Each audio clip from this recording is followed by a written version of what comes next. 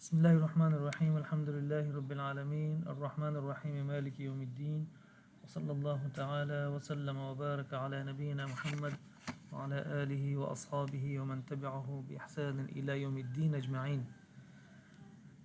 یہ ہمارا تدریبات نحویہ جس کو آپ اجرا کہتے ہیں، نحو کا اجرا، یہ اس میں پہلا درس ہے۔ دیکھیں علم نحو کا مقصد کیا ہے۔ علم نحو کا مقصد یہ ہے کہ عربی عبارت ہم درست پڑھ سکیں، یعنی کسی کلمے کے آخر پر کون سی حرکت آئے گی، اور یا یہ کہ اس پر سکون آئے گا، ٹھیک ہے، یا یہ کہ اس کا اعراب حرکت کے بجائے حرف کے ساتھ ہوگا۔ تو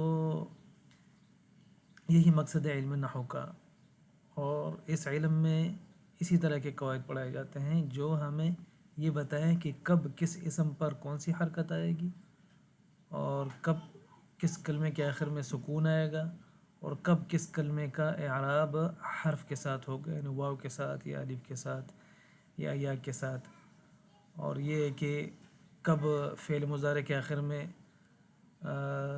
یعنی اعراب اس کا حرکت کے ساتھ ہوگا، کب سکون کے ساتھ ہوگا، اور کب یہ ہے کہ نون اعرابی کے ساتھ ہوگا، نون اعرابی کے باقی رہنے کے ساتھ یا نون اعرابی کے حذف ہونے کے ساتھ، ٹھیک ہے۔ اسی طرح علم نحو کا ایک مقصد یہ بھی ہے کہ اگر ہم عربی لکھیں، ہمارے پاس وکیبلری ہو، اسم بھی ہے، فعل بھی ہے، حرف بھی ہے، اور ایک بہت بڑا ذخیرہ ہے، لیکن جملہ بناتے وقت ہم نے کس کو پہلے لانا ہے، کس کو بعد میں لانا ہے، کس کو درمیان میں لانا ہے، کس کو پہلے کبھی نہیں لایا جا سکتا، ٹھیک ہے، اور کس کو بعض اوقات لایا جا سکتا ہے، وغیرہ وغیرہ۔ تو کلمات کی یہ ترتیب جملہ بناتے وقت کلمات کی یہ ترتیب جس علم سے ہم سیکھیں گے اور جن قواعد سے ہم سیکھیں گے، اس علم کو، ان قواعد کو علم نحو کہا جاتا ہے، ٹھیک ہے۔ اب ہم آتے ہیں اپنے اجرا کی طرف۔ اس اجرا میں یہ ہوگا انشاءاللہ تعالیٰ کہ ہم قواعد بھی سیکھیں گے اس میں، یعنی اس طرف محض اجرا نہیں ہوگا، بلکہ جو قاعدہ جہاں جاری ہوگا اس کی میں وضاحت کرنے کی بھی کوشش کروں گا۔ اب آتے ہیں سب سے پہلے بسم اللہ الرحمن الرحیم کی طرف۔ قرآن کریم میں بھی ہم اجرا کریں گے، اور دیگر جو حدیث کی کتابیں ہیں یا دیگر جو بھی مناسب مجھے لگا تو انشاءاللہ تعالی وہاں سے میں اجرا کروایا کروں گا۔ دیکھیں بسم اللہ الرحمن الرحیم، اب یہ با جو ہے یہ کیا ہے؟ سب سے پہلے ہم یہ دیکھیں گے کہ یہ لفظ ہے، یہ ظاہر بات ہے لفظ ہے۔ لفظ کسے کہتے ہیں؟ لفظ کہتے ہیں صوت مشتمل علی بعض الحروف، اس آواز کو کہتے ہیں جو چند حروف پر مشتمل ہو۔ دیکھیں با بھی ایک حرف پر مشتمل ہے، اسم یہ بھی ایک حرف پر مشتمل ہے، اسم الجلالہ، اس کو اللہ نہیں کہیں گے، ٹھیک ہے، اللہ مضاف الیہ یا اللہ موصوف، یہ بے ادبی ہے اور یہ مناسب تعبیر نہیں ہے۔ اس کو کیا کہیں گے ہم؟ اسم الجلال یا یہ دیکھیں اس طرح، اسم الجلالہ یا اسم الجلال، ٹھیک ہے۔ الرحمن یہ بھی، اور الرحیم، یہ تمام الفاظ ہیں۔ کیوں؟ ان میں سے ہر ایک جب ہم انہیں بولتے ہیں، ادا کرتے ہیں، تو کچھ حروف نکلتے ہیں، ٹھیک ہے۔ مثلا الرحیم کو ہم نے ادا کیا تو یہ اب لفظ ہے، کیوں؟ اس لیے کہ الرحیم، دیکھیں یہ آواز ہے جو کچھ حروف پر مشتمل ہے، الف لام را ح یا میم، یعنی الف سے مراد حمزہ، ٹھیک ہے۔ الرحمن جب ہم نے اسے ادا کیا تو یہ لفظ ہوا، کیوں؟ اس وجہ سے کہ یہ ایسی آواز ہے الرحمن، دیکھیں جو چند حروف پر مشتمل ہے۔ اسم الجلالہ، دیکھیں اللہ یہ بھی لفظ ہے، کیوں؟ یہ ایک آواز ہے جو چند حروف پر مشتمل ہے، ٹھیک۔ تو لفظ کی تعریف کیا ہے؟ صوت مشتمل علی بعض الحروف، ٹھیک ہے۔ اچھا اسم یہ بھی لفظ ہے، کیوں؟ دیکھیں جب ہم اسم ہم نے بولا تو ایک آواز نکلی، اور وہ آواز چند حروف پر مشتمل ہے، حمزہ، سین اور میم پر۔ اسی طرح با بھی ایک حرف پر مشتمل ہے، ٹھیک ہے۔ تو یہ سب کیا ہیں؟ الفاظ ہیں، یہ ان میں سے ہر ایک لفظ ہے۔ لفظ کی دو قسمیں ہیں، موضوع اور محمل۔ موضوع معنی دار لفظ کو کہتے ہیں جس کے معنی ہو، اور محمل بے معنی لفظ کو کہتے ہیں۔ اب ان میں سے ہر ایک لفظ جو ہے یہ لفظ موضوع ہے، با، اسم الجلالہ، الرحمن، الرحیم، کیوں؟ ان میں سے ہر ایک کے معنی ہیں، ٹھیک ہے۔ اچھا اب لفظ موضوع کی دو قسمیں ہیں، نحوی جو ہے وہ لفظ موضوع سے ہی بحث کرتے ہیں، بے معنی لفظ سے بحث نہیں کرتے۔ لفظ موضوع کی دو قسمیں ہیں، کون سی؟ ایک ہے مفرد اور ایک ہے مرکب، ٹھیک ہے۔ اچھا، مفرد کسے کہتے ہیں؟ مفرد وہ اکیلا لفظ ہے جو ایک ہی معنی پر دلالت کرے۔ اب ان میں سے ہر ایک لفظ، ہر ایک اکیلا، ٹھیک ہے، یہ مفرد ہے، ٹھیک ہے، اور ایک ایک معنی پر دلالت کر رہا ہے۔ اور یہ پورے کا پورا یہ کیا ہے؟ یہ مرکب ہے۔ کیوں مرکب کسے کہتے ہیں؟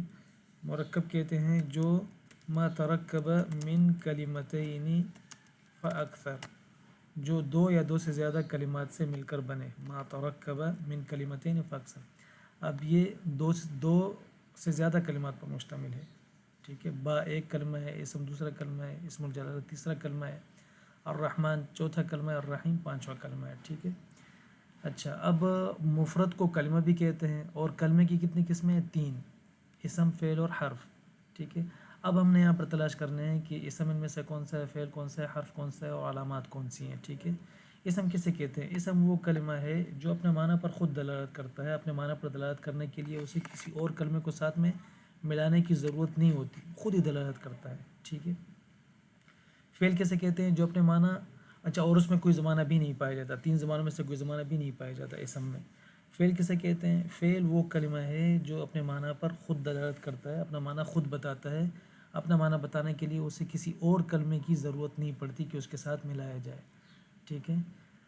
اچھا، اور یہ اس میں 3 زبانوں میں سے کوئی ایک زبانہ بھی پایا جاتا ہے۔ اور حرف کسے کہتے ہیں؟ حرف وہ کلمہ ہے جو اپنے معنی پر بذات خود دلالت نہیں کر سکتا، جب تک اس کے ساتھ کوئی اور کلمہ نہیں ملائیں گے تو حرف کے معنی سمجھ میں نہیں آئیں گے۔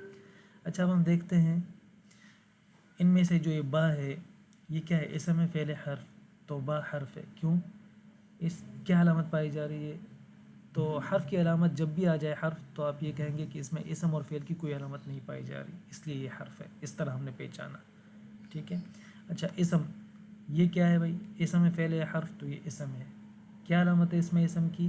تو اس میں اسم کی علامت یہ ہے کہ ایک تو اس پر حرف جر داخل ہے، تو حرف جر کا داخل ہونا علامت کیا ہے؟ حرف جر کا داخل ہونا، یہ علامت ہے، ٹھیک ہے۔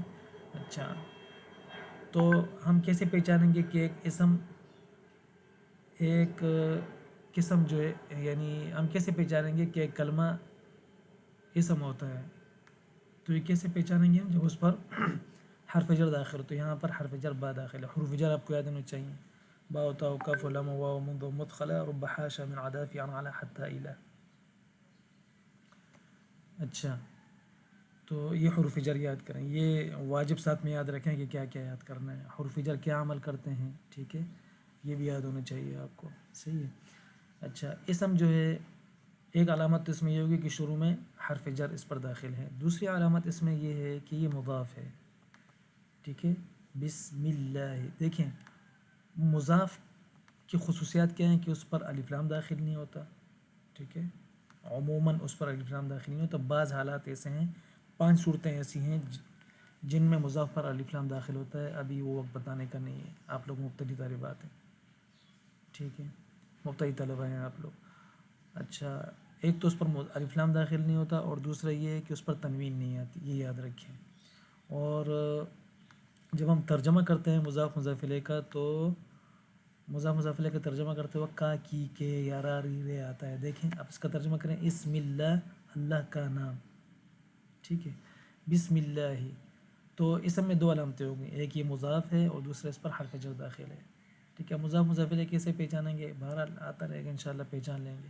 اسم الجلال یا اسم الجلالہ، ویسے مشہور تو اسم الجلالہ ہے، لیکن اسم الجلال کہنا زیادہ بہتر ہے، کیونکہ اللہ تعالیٰ نے اپنے لیے جب یہ صفت استعمال کی ہے تو ذل جلال والاکرام، اس طرح کے جلال کا لفظ استعمال کیا ہے۔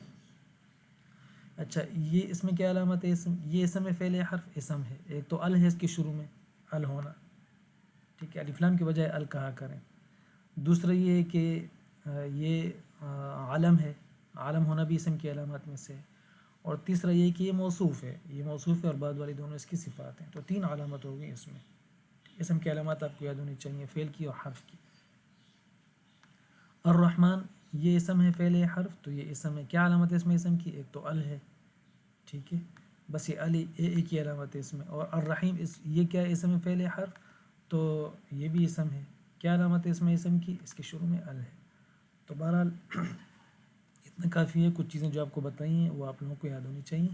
مذکر مؤنث معرفہ نکرہ مفرد تثنیہ جمع ان کا بھی جو ہے ان کا بھی دیکھ لیجئے گا انشاءاللہ تعالی. آئندہ پھر اس پر بھی بات کریں گے.